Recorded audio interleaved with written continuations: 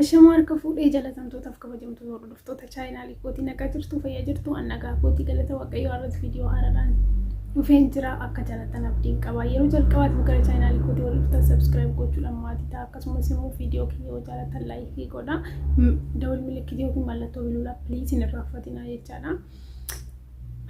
Viidiyoon irra isinii qabaadhee dhufee dhiironni shamarran sodaatan yookiin immoo dhiironni ayina afaarii ta'anii amala akkamii qabu kan jedhudha. Dhiironni baay'een shamarree keessattuu shamarran jechuudha baay'ee sodaatu. Waa'ee jaalalaa gaafachuu waa'ee biraatiif isaa ta'u dhiironni shamarran baay'ee sodaatan jiranii jechuudha. Inni tokkoffaa irratti namoonni kun amala kana jijjiirrachuudhaaf maal gochuu qaban kan jedhudha mata duree kanaan qabadhee dhufe jechuudha. Namoonni ayina afaarii ta'an akkamitti ayina afaarinati isaanii kana dhiisan yookiin immoo shamarran sodaachuu akkamitti dhiisan maal gochuu qabu kan jedhudha jechaadha.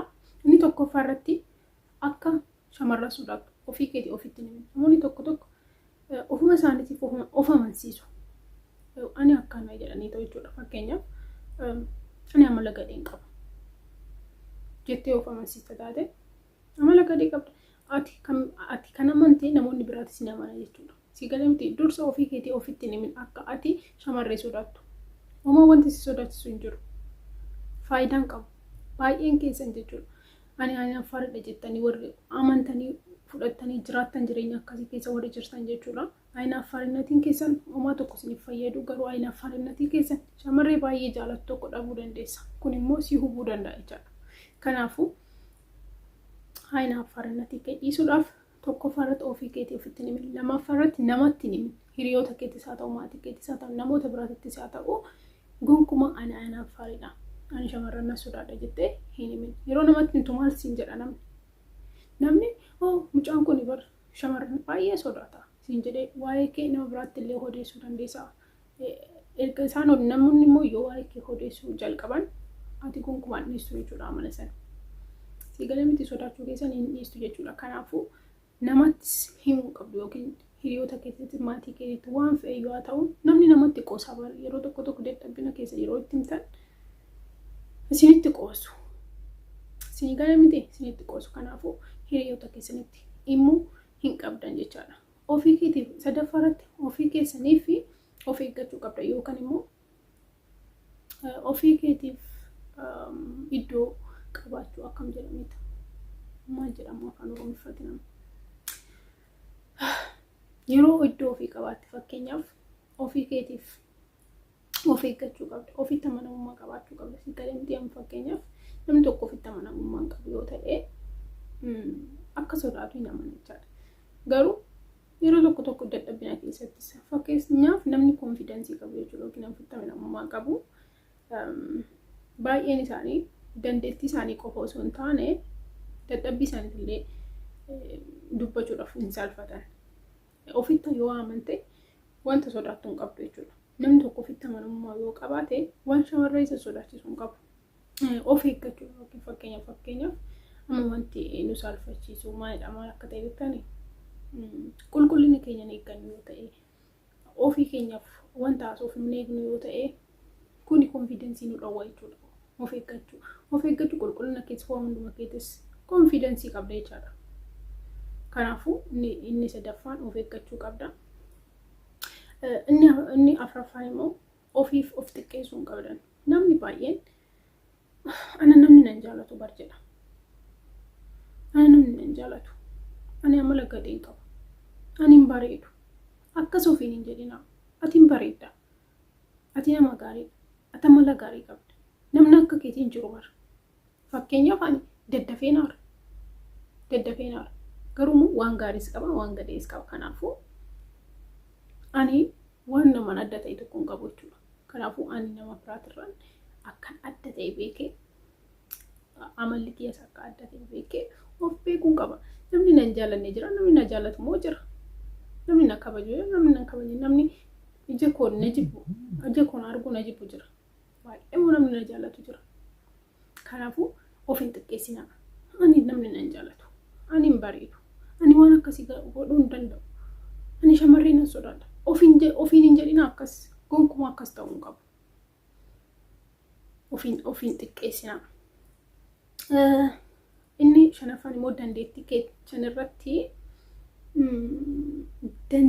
keechan irratti hubannoo jedhama amma jedhama.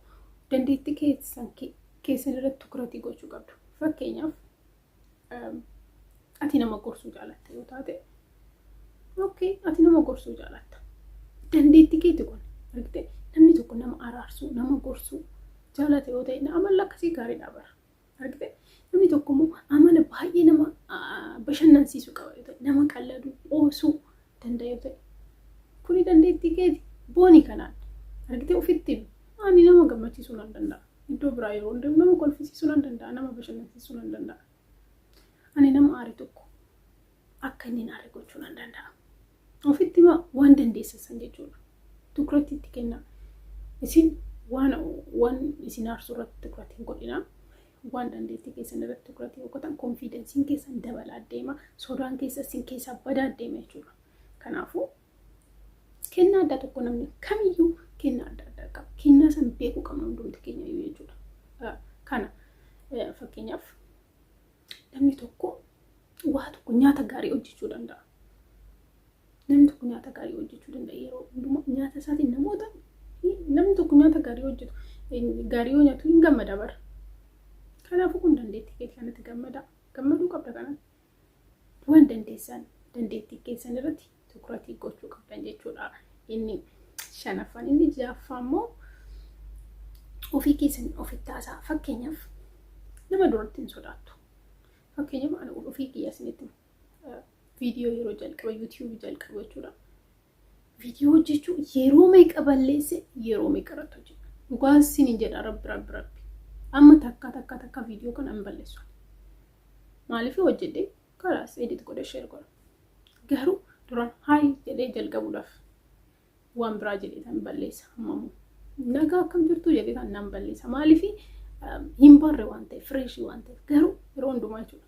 Hojii bira deemee fuula kiyya dhiqadhee ofitti haasa'an amma ofii kiyyaaf jechuudha. Ofitti haasa'an dandeettiin keessan dabalaa deema yeroo san jechaadha. Yeroo ofitti haasoftan ofitti haasa'aa ofii keessanii wajjin diskas godhaa waan tokko isin galee miti konfidensiin keessan dabalaa dandeettiin keessan dabalaa cimaa namoota fakkeenyaaf amma akkanatti isinitti nan haasa'a miti viidiyoodha nama baay'ee arguu danda'a viidiyoo kana iddoo tokkotti waamamee osoo hin deemee waan tokko dubbadhu naan jedhanii sodaa malee nan dubbadha jechaadha.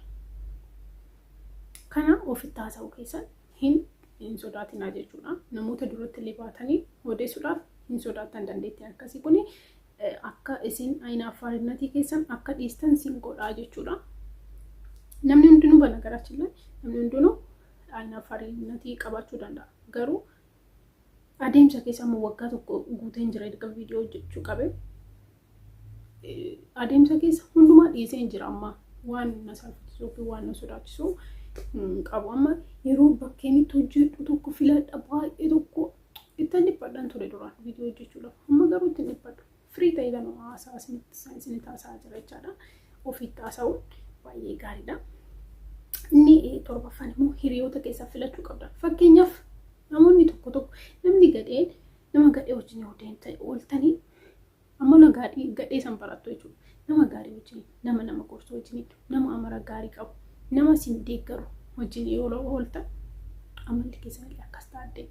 Yeroo tokko dadhabbii keessa yeroo hunda isinitti mee nama sin gaddisiisu wajjin hin ta'ina.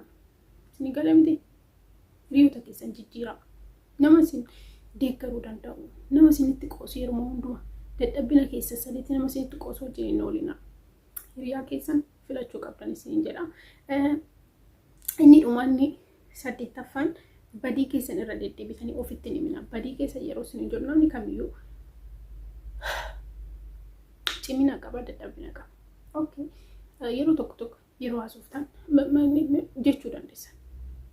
Inuma nama waan taateef jechuudha. Garuu shamarree takka bira deemtee ishee dubbifachuu barbaadde ishee biratti yoo deemtu sodaattee jette taanaan erga ishee bira gara maybe si hubattee jirti ta'a bara.